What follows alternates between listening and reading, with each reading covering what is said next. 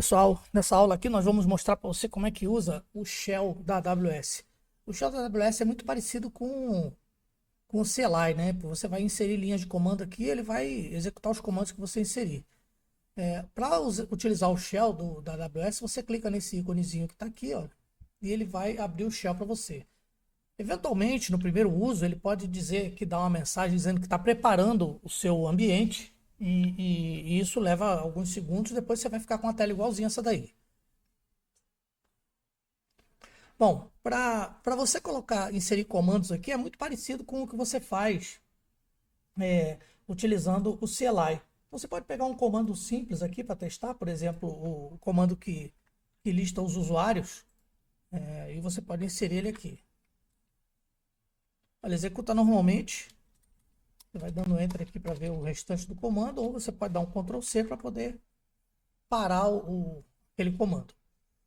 O interessante daqui é que, além de você executar comandos da AWS aqui sem precisar configurar nada, você não vai precisar configurar profiles, não vai precisar fornecer credenciais, porque as credenciais que estão valendo aqui são as credenciais que você utilizou quando você logou no terminal, né? no console.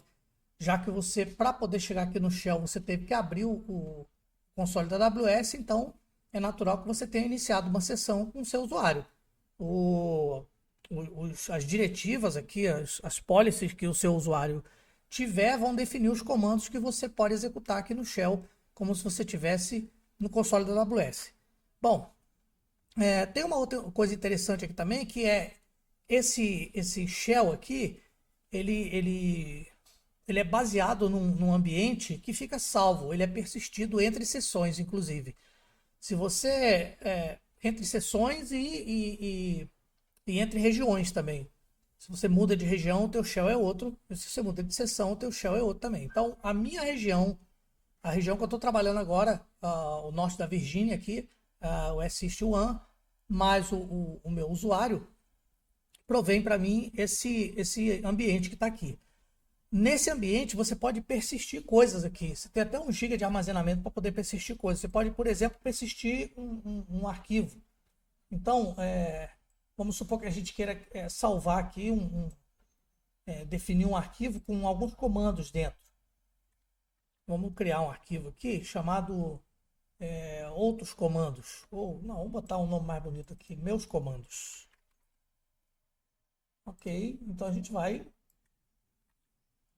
definir aqui o arquivo. Eu vou colar aqui esse textinho, olha. Meus comandos. Aí você vai começar a inserir aqui o texto do arquivo meus comandos, né? Já que isso aqui é a persistência de um arquivo. Você está criando um arquivo, aqui você está definindo o conteúdo do arquivo. Está aquele aqui, ó. O que esse arquivo faz? Ele exibe uma mensagem, iniciando a execução em lote, é a mensagem. Depois ele lista os buckets e em seguida ele descreve as instâncias de EC2 que você tem. São duas instruções diferentes aqui, uma para listar os buckets S3 e outra para você poder descrever as instâncias. E depois ele dá uma outra mensagem aqui dizendo que a execução foi terminada. Isso aqui é meramente a criação de um arquivo e a definição do conteúdo do arquivo.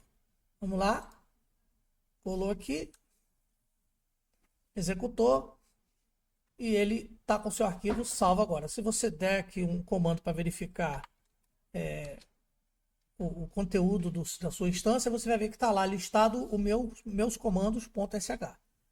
Agora, com esse arquivo persistido aí, você pode utilizar um outro comando aqui para tornar esse arquivo executável. Então, vamos inserir esse comando aqui. Olha lá. chmod, meus comandos sh. Beleza, agora você pode finalmente tomar esse arquivo como se fosse um bloco de instruções e executar as instruções que estão dentro dele. Dizendo aqui, você vai para a raiz, né, que ele está armazenado na raiz do seu ambiente, e bota lá o nomezinho do arquivo que é meus comandos sh.